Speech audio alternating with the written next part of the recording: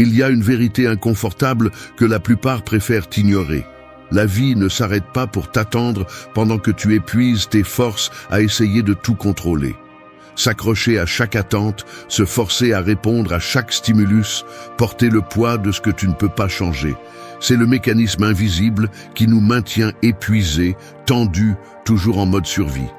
On nous a appris qu'il faut résister, que la force réside dans l'endurance, mais personne ne parle du coût psychologique de vivre toujours en alerte. Il ne s'agit pas de se rendre face à la réalité, mais d'entraîner l'esprit à distinguer l'essentiel de l'accessoire, ce qui mérite ton énergie de ce qui ne fait que l'épuiser. Le stoïcisme n'est pas de la résignation, c'est une discipline brutalement honnête. Personne ne viendra te sauver de ton propre épuisement. La responsabilité de prendre soin de ton état intérieur t'appartient uniquement. La clarté n'arrive pas par accident, elle se construit avec discipline. Si tu continues à parier toute ta vie sur le contrôle, tu vas perdre quelque chose de plus important, ta tranquillité, ton énergie, ta capacité à agir avec fermeté. Le but n'est pas d'échapper à la douleur, ni de prétendre que tout est facile, mais de cesser d'alimenter la tension inutile qui te maintient piégé dans des cycles d'épuisement. Combien de temps vas-tu encore continuer à payer cette dette intérieure? Aujourd'hui, tu vas apprendre à lâcher prise sur ce qui ne soutient pas, à te prioriser sans culpabilité et à cesser de négocier ton bien-être. Tu n'es pas venu dans ce monde juste pour endurer. Tu es venu pour vivre avec clarté. 1. Choisis tes batailles avec sagesse. La vérité est celle-ci. Tu t'épuises dans des combats qui ne servent à rien, gaspillant ton énergie dans des discussions inutiles, obsédé par le besoin d'avoir raison sur des sujets sans importance et accroché à des problèmes qui ne te concernent pas. Ce n'est pas le monde qui t'épuise, c'est toi, choisissant mal où tu mets ta force. Il y a des gens qui confondent résistance avec courage et épuisement avec engagement. Ils s'inventent des obligations, portent des responsabilités qui ne leur appartiennent pas, puis se demandent pourquoi il ne leur reste ni énergie, ni clarté, ni envie de quoi que ce soit. Ce n'est pas noble de se battre à chaque bataille. C'est de la maladresse. La maturité ne se mesure pas à combien de fronts tu peux ouvrir, mais à combien tu sais fermer à temps. Il faut avoir l'honnêteté brutale de se demander « Est-ce que cela vaut vraiment le prix de ma paix mentale et de mon énergie ?» La plupart ne se le demandent même pas, car ils ont peur de paraître lâches ou égoïstes. Mais la réalité est que les gens qui ne choisissent pas leur bataille finissent par être esclaves des circonstances, marionnettes des impulsions des autres, otages de leur propre incapacité à lâcher prise. Beaucoup de gens vivent piégés dans l'idée que renoncer, c'est échouer. Ils ne comprennent pas que renoncer à un combat stérile n'est pas une défaite, c'est une victoire intérieure. Le stoïcisme ne te dit pas d'ignorer les problèmes, mais d'apprendre à discerner.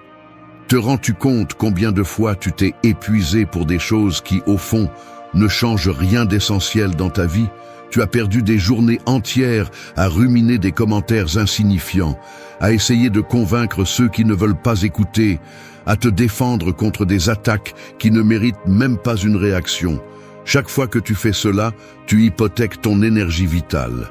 Et ensuite, tu te demandes pourquoi tu te sens vide, anxieux, saturé. Le problème n'est pas le monde. C'est toi sans filtre, sans priorité, sans discipline intérieure. Celui qui s'épuise dans tout finit sans force pour ce qui compte vraiment. Ne confonds pas être en alerte avec être vivant. Vivre en alerte tout le temps, comme si tout était une menace, te transforme simplement en quelqu'un de réactif, incapable de profiter même de 5 minutes de calme. Crois-tu vraiment que tout mérite une réponse ? Que ton opinion est indispensable dans chaque conversation? C'est l'ego qui parle, pas la sagesse. Celui qui sait vraiment qui il est n'a pas besoin de le prouver à chaque instant. Tu n'as pas à prouver ta force à chaque affrontement, ni ton intelligence à chaque débat. Apprendre à choisir tes batailles, c'est reconnaître que ton attention et ton énergie sont des ressources limitées, et que les gaspiller est une forme d'auto-trahison. Choisis bien et tu te libères. Choisis mal et tu seras esclave de ta propre impulsivité. Les gens forts ne sont pas ceux qui crient le plus fort, ni ceux qui encaissent le plus de coups. Ce sont ceux qui savent quand se taire, quand s'éloigner, quand investir leur énergie et quand laisser les choses passer. Tu n'as pas besoin de gagner toutes les discussions, ni de sortir victorieux de chaque conflit. Tu as plutôt besoin de la lucidité de dire « Je ne vais pas me battre pour cela, car cela ne mérite pas mon épuisement ». Ce n'est pas de la lâcheté, c'est de l'économie émotionnelle. Tout ne mérite pas ta réponse, toute provocation ne mérite pas ton énergie. C'est l'une des phrases que tu devrais te tatouer dans l'esprit, car c'est seulement ainsi que tu peux cesser de vivre en mode urgence et commencer à exister avec clarté, avec focus, avec sérénité. Choisis tes batailles avec sagesse, ou tu finiras vide, brûlé, et sans rien qui vaille la peine d'être défendu. Le soin de soi commence par la discipline de ne pas laisser n'importe quoi prendre le meilleur de toi. Ton énergie t'appartient, ne la gaspille pas pour des futilités. 2. Lâche ce qui épuise ton énergie. Tu te lèves et avant même de sortir du lit, ta tête est déjà en train de passer en revue une liste interminable de tâches à accomplir, de préoccupations et de problèmes non résolus. Pendant que tu t'habilles, tu te souviens d'une conversation inconfortable, d'une erreur d'il y a des semaines, d'une promesse que tu as acceptée juste par engagement. En arrière-plan, l'esprit répète que tu dois être au courant de tout, répondre à chaque message, ne laisser passer aucun signe que quelque chose pourrait mal tourner. Tu portes cette pression invisible, comme si céder à quelque chose était un grave défaut. Et ainsi, la journée à peine commencée, tu ressens déjà le poids d'une fatigue qui n'est pas physique mais mentale. Ce n'est pas seulement de la fatigue, c'est une usure silencieuse qui s'accumule chaque fois que tu refuses de lâcher ce qui t'épuise. Le piège est subtil. On nous a appris à confondre tenir bon avec avancer et à reporter le repos avec montrer de la force. Il y a un mécanisme interne qui te fait croire que si tu ne portes pas tout, quelque chose va s'effondrer. Que si tu ne contrôles pas chaque détail, les choses s'écroulent et tu restes exposé. Cette anxiété de ne pas lâcher a des racines profondes, peur de décevoir, d'être perçu comme faible, que le monde continue de tourner sans que tu le pousses. Mais vivre ainsi, c'est comme payer une dette émotionnelle qui ne se termine jamais. Tu t'endettes envers toi-même chaque fois que tu acceptes le rôle du sauveur, de celui qui peut tout faire, de celui qui ne se permet pas de baisser la garde, ne serait-ce qu'une seconde. Cette posture, loin de te rapprocher de la force, t'éloigne de la paix et de la clarté. Au fond, ce qui épuise, ce n'est pas l'effort ponctuel, mais la résistance prolongée. Tu accumules des tensions inutiles parce que tu ne te donnes pas la permission de laisser aller ce qui ne te concerne pas. Tu t'accroches à des attentes des autres, à de vieux problèmes, à des erreurs qui ne peuvent plus être réparées.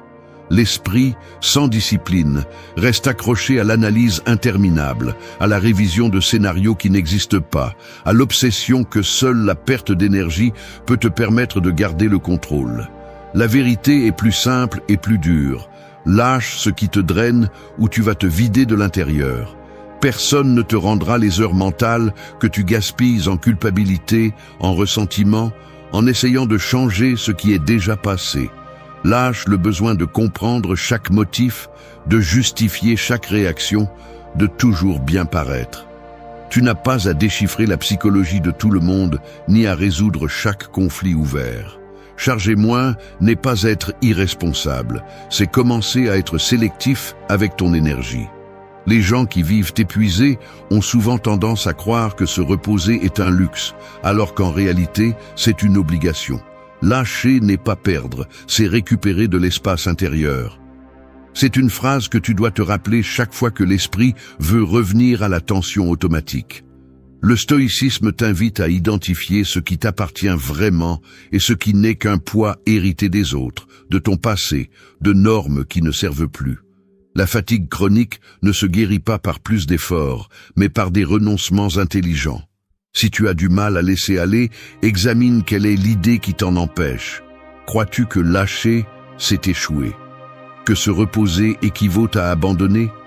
Ces croyances sont des filtres toxiques qui déforment ta vision de la vie. Il ne s'agit pas d'éviter des responsabilités, mais de discerner celles qui te appartiennent vraiment et celles qui occupent simplement de l'espace que tu pourrais utiliser pour construire, créer ou simplement être en paix. La prochaine fois que tu ressentiras de l'épuisement, demande-toi quelle partie de cette fatigue est évitable si tu lâches ce qui ne s'ajoute pas. Personne ne reconnaîtra ton sacrifice inutile. Seul toi peux décider quand cela suffit. L'énergie que tu récupères en lâchant est celle qui te permet ensuite de résister à ce qui compte vraiment. Tu n'es pas plus fort en portant tout, mais en sachant lâcher à temps. 3. Priorise ton état intérieur sans culpabilité. Il y a quelque chose d'inconfortable que presque personne n'admet. On nous a appris à ressentir de la culpabilité chaque fois que nous priorisons notre équilibre au-dessus des attentes des autres. C'est presque automatique. À peine te permets-tu de poser une limite, surgit le soupçon de faillir à quelqu'un, d'être insuffisant, d'agir par égoïsme. Le mécanisme est brutalement efficace. Il te sabote de l'intérieur, associant le soin de soi à la trahison, le repos à la paresse et le calme à l'indifférence. Ainsi, tu finis par vivre avec le pilote automatique à l'extérieur, régulant tes émotions selon les demandes externes, comme si ton bien-être était toujours secondaire ou, pire encore, un obstacle pour les autres. Il n'est pas facile de désactiver cette programmation. Tu portes des années de conditionnement où la validation externe pèse plus que la paix intérieure. Mais si tu l'analyses, tu te rends compte que ce modèle ne produit que de l'épuisement, du ressentiment et une version déformée de qui tu es. La racine du problème est claire. On t'a convaincu que ta valeur dépend de combien tu cèdes, de combien de fois tu remets tes propres besoins pour soutenir les attentes des autres. Au final, le résultat est prévisible, une sorte d'auto-abandon chronique où tu t'habitues à fonctionner en déficit émotionnel, accumulant fatigue et frustration, tout en faisant semblant d'être fort. Ce schéma te rend fonctionnel, oui, mais jamais complet. Le prix est trop élevé et presque toujours invisible. Des fractures internes qui ne se manifestent que lorsqu'il est trop tard. Lorsque le corps et l'esprit commencent à faire payer leur dû sous forme d'épuisement, d'irritabilité ou de déconnexion. Prioriser ton état intérieur n'est pas un caprice. C'est un acte de survie psychologique. Celui qui ne prend pas soin de lui se perd. Le stoïcisme ne parle pas de devenir insensible, ni de vivre protégé contre le monde, mais de développer un type de clarté qui te permet de distinguer entre les problèmes que tu dois résoudre et les drames qui n'existent que pour te drainer. C'est une discipline de sélection presque chirurgicale, identifier quelles tensions méritent ton attention et lesquelles occupent simplement de l'espace mental sans rien apporter de réel. Ici, l'auto-indulgence ne sert à rien, mais le rigueur de te demander « Est-ce que cela qui me demande tant m'appartient vraiment ou est-ce que je le porte par habitude ?» Lorsque tu t'entraînes à cette honnêteté, tu commences à remarquer combien de devoirs, d'opinions et de conflits ne sont pas les tiens, mais des héritages émotionnels ou des mandats sociaux qui ne résistent pas à l'analyse. L'état intérieur est ta ressource la plus rare et par conséquent la plus précieuse. Tout ce que tu penses, choisis et ressens passe par ce filtre. Si tu l'ignores, tout se contamine. Tu ne peux pas donner ce que tu n'as pas. C'est la vérité que personne ne veut voir lorsqu'il insiste pour prioriser l'extérieur. Les gens pensent que sacrifier leur calme est noble, mais la réalité est que cela ne fait que multiplier le chaos. Prioriser ton équilibre ne te rend pas moins généreux, mais plus lucide. Depuis la sérénité, tes décisions pèsent plus, ta parole a plus de valeur, et ta présence n'est pas une réaction automatique, mais un choix conscient. Tu n'as pas besoin de permission pour prendre soin de toi. Tu n'as pas à justifier chaque repos, ni à expliquer chaque silence. Arrête de t'excuser pour protéger ton bien-être. Celui qui s'offense parce que tu priorises ta santé mentale révèle plus sur sa propre carence que sur ta responsabilité. Le soin de soi n'est pas négociable, c'est le fondement à partir duquel tu peux soutenir n'importe quel lien ou projet sans te vider. La culpabilité est le prix que tu paies pour ne pas te mettre en premier. Mémorise cette phrase et utilise-la comme alarme interne chaque fois que des doutes ou des pressions externes te submergent. Le monde ne va pas s'arrêter pour te donner de l'espace. Cette tâche t'appartient. Si tu attends que les autres comprennent ton besoin de pause, tu vas continuer à sacrifier ton équilibre au nom d'une empathie mal comprise. Ce n'est que lorsque tu prends le contrôle et priorises ton état intérieur sans culpabilité que tu peux commencer à vivre avec clarté et force réelle. Le reste n'est qu'une survie déguisée en dévouement. 4. Repose-toi sans te sentir en dette. Il y a des jours où le corps ressemble à un compte bancaire dont tout le monde veut retirer de l'argent, mais toi seul sais que le solde est dans le rouge. Tu regardes tes propres mains et tu remarques le tremblement subtil. Cette fatigue qui ne s'explique pas par des heures de sommeil perdu, mais par l'usure invisible de se sentir obligé de performer, d'être disponible, de ne pas décevoir. Le véritable repos n'arrive pas, parce que, même lorsque tu t'arrêtes, l'esprit continue de calculer ce que tu devrais être en train de faire. Les épaules s'affaissent, les paupières pèsent, mais à l'intérieur, une alarme est allumée, comme si faire une pause d'une seconde était dangereux, comme si s'asseoir pour respirer était une dette difficile à justifier. C'est ainsi que fonctionne l'épuisement chronique. Il n'a pas besoin de grandes tragédies, juste de la pression constante de ne pas te permettre de baisser la garde. Le problème est que tu associes le repos à un permis que tu n'as pas, comme si t'allonger 5 minutes était une faute éthique, comme si ta valeur était liée à la quantité d'épuisement que tu peux supporter sans te briser. Tu traverses la vie avec le front plissé, le geste tendu, la mâchoire serrée, te déplaçant entre les tâches comme si tu remboursais un prêt éternel qui ne se termine jamais. Le corps demande une trêve et tu lui réponds par plus de café, plus de distractions, plus d'excuses pour ne pas t'arrêter. Mais chaque fois que tu repousses le repos, le prix augmente. Tu deviens irritable, tu perds en précision. L'esprit s'embrouille et la journée devient une pente interminable. Se reposer n'est pas un luxe, c'est un droit. C'est une vérité que tu devrais te rappeler chaque fois que la culpabilité essaie de s'asseoir à tes côtés. Il y a une programmation profonde qui te pousse à sentir que tu ne mérites pas cet espace, que si tu t'arrêtes, tu es en dette envers quelqu'un, envers toi-même ou envers le monde. Mais personne ne viendra te récompenser pour ton sacrifice silencieux, ni te rendre les minutes de clarté que tu as perdues en te refusant le repos. Le stoïcisme t'apprend à identifier quand la fatigue n'est plus seulement physique, mais un symptôme que tu as franchi la limite entre l'effort et l'abandon de soi. S'observer avec une brutalité honnête fait partie du processus. Détecter quand ton corps demande une pause, quand l'esprit devient hostile par excès d'exigence, quand l'humeur s'assombrit parce que tu es tout simplement épuisé. Ce n'est pas de la faiblesse, c'est un mécanisme de survie. Tu ne peux pas soutenir le monde si tu es toi-même en train de tomber. La clé est d'apprendre à te reposer sans te sentir en dette. Cela implique de t'asseoir, de fermer les yeux, de lâcher ton téléphone, de laisser le silence entrer même si ce n'est qu'une minute, et de ne pas le justifier devant qui que ce soit. Cela implique aussi de défendre ces espaces minimaux de respiration comme s'ils étaient un territoire propre, non négociable, non soumis à l'approbation ni à la compréhension des autres. Le repos est un investissement. Ce que tu offres au monde après avoir fait une pause est bien plus précieux que la version usée et réactive que tu produis lorsque tu te refuses ce droit.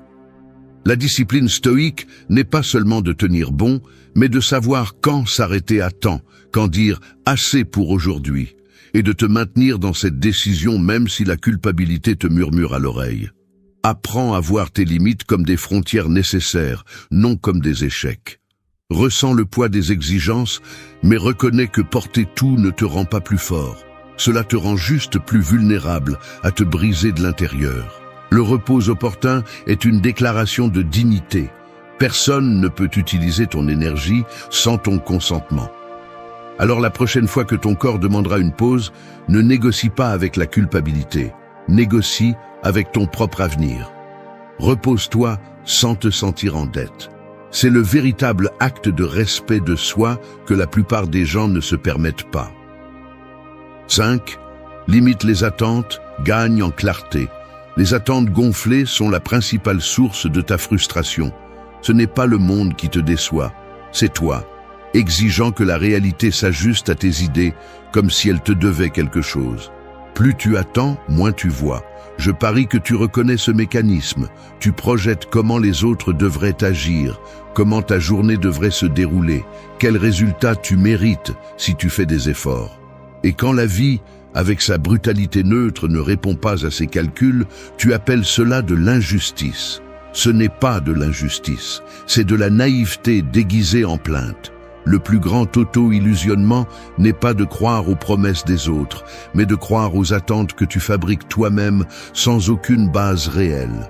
Attendre que l'environnement te lise l'esprit, que le travail soit toujours valorisé, que chaque lien fonctionne à ton rythme, c'est le chemin le plus rapide vers la déception chronique. Chaque fois que tu fixes la barre à l'extérieur, tu perds le contrôle sur ton propre état intérieur.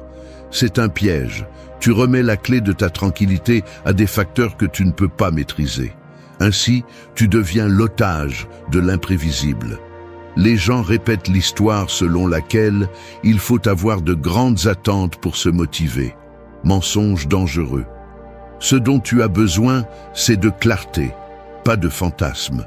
La clarté est cruelle, mais elle te fait économiser des années de ressentiment. Tu veux la paix ? Arrête d'exiger de la vie un scénario qui n'existe que dans ta tête. Personne n'est venu jouer le rôle que tu as conçu dans ton imagination. Si tu attends reconnaissance, gratitude, perfection ou réponse immédiate, prépare-toi à collectionner des désillusions. C'est une mathématique émotionnelle basique. Plus tu attends, plus tu t'endettes envers toi-même. L'attente est la dette qui ne te sera jamais remboursée. Gravez cette phrase dans ta mémoire avant de continuer à hypothéquer ta tranquillité pour des illusions. Le stoïcisme ne te demande pas de devenir cynique, mais lucide. Limiter tes attentes n'est pas se résigner, c'est te protéger d'un épuisement inutile.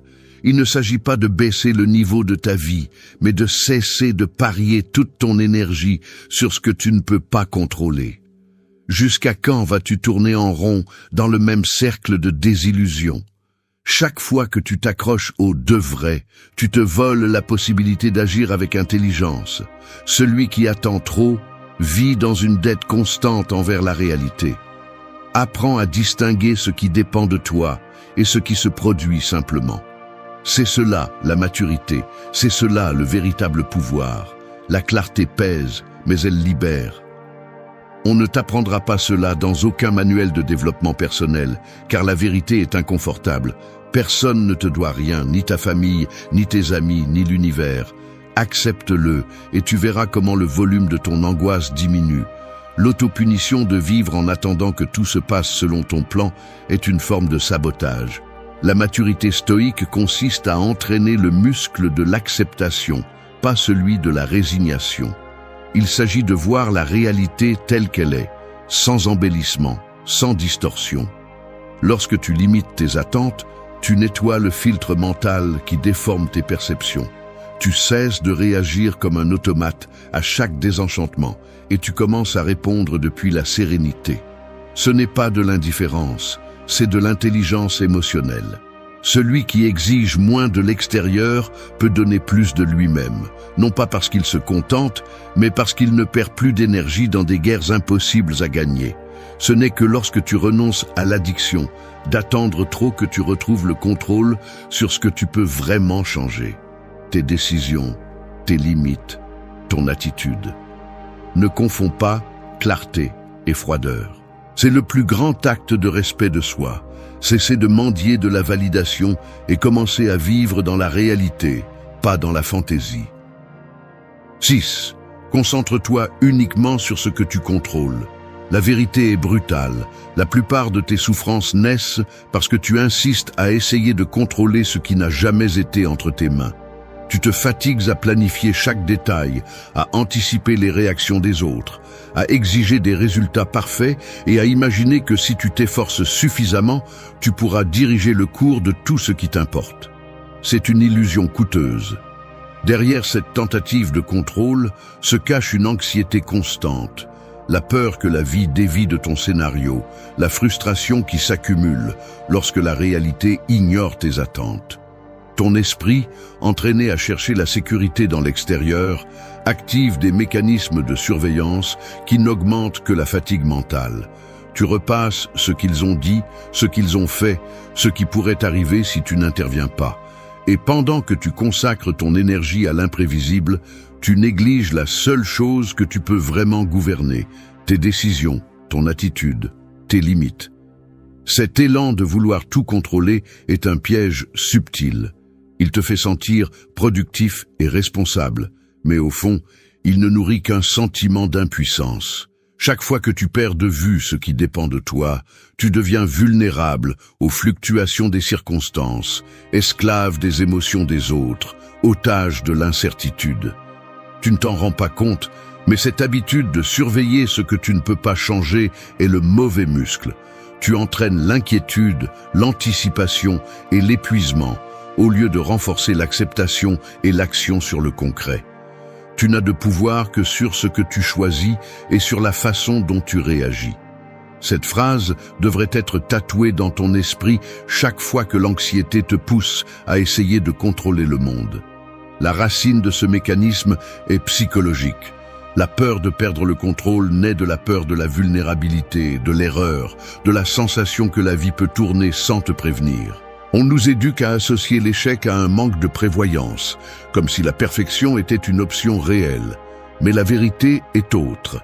La vie est imprévisible, les autres ne suivent pas ton script, et le hasard ne négocie pas avec tes plans. Le stoïcisme ne t'invite pas à la résignation, mais à la clarté. Tu ne peux investir de l'énergie que dans ce qui est à ta portée, le reste est un terrain d'épuisement. La maturité émotionnelle se construit en apprenant à distinguer la limite entre ce qui t'appartient et ce qui appartient aux autres, entre l'effort utile et l'obsession inutile. Si tu ne reconnais pas cette limite, le prix sera toujours ta paix mentale. Demande-toi avec honnêteté, combien de fois es-tu resté coincé dans l'inertie d'essayer de convaincre, de corriger, d'ajuster ou de prédire ce que tu ne contrôles pas? C'est le point aveugle de la majorité. Une partie de toi croit que si tu lâches le contrôle, tout va s'effondrer, que le calme n'arrive que lorsque tout répond à tes calculs. Mais le calme réel vient de l'arrêt de la lutte contre l'impossible et de la concentration sur ce que tu peux vraiment modeler. Ton caractère, ta réponse, ta capacité à choisir face à ce qui se passe. Lâcher le contrôle n'est pas abandonner, c'est retrouver la liberté intérieure. Mémorise cette phrase, car là se trouve la différence entre vivre tendu et vivre présent. La discipline la plus difficile est celle-ci, cesser d'hypothéquer ton énergie dans la tentative de manipuler l'incontrôlable et la rediriger vers ton propre processus. Tu ne peux pas changer le climat, le passé, l'opinion des autres ni le flux du temps. Mais tu peux décider comment tu réagis, à quoi tu t'accroches et ce que tu laisses aller. C'est la vraie liberté, celle qui ne dépend ni du hasard ni des circonstances, mais de ta capacité à choisir, ici et maintenant. Te concentrer uniquement sur ce que tu contrôles est un acte de respect de soi, une déclaration d'intelligence émotionnelle qui te permet de cesser de vivre en dette avec la réalité. Celui qui apprend à faire cette distinction ne s'épargne pas des problèmes, mais il s'épargne de la souffrance. Ne perds pas ta vie à essayer de déplacer des pièces qui n'ont jamais été sur ton plateau. Entraîne le muscle de l'acceptation et tu verras comment, peu à peu, la tension cède et la clarté intérieure devient ton véritable refuge. 7.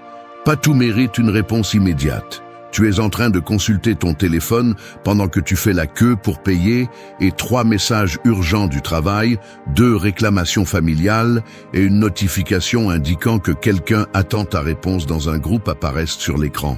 Tu ressens la pression de répondre instantanément, comme si le monde entier était suspendu à ta rapidité. Le pouls s'accélère, l'esprit se fragmente, et même en sachant que ta réponse ne changera rien en profondeur, tu te dépêches quand même. car il y a une sorte de mandat invisible.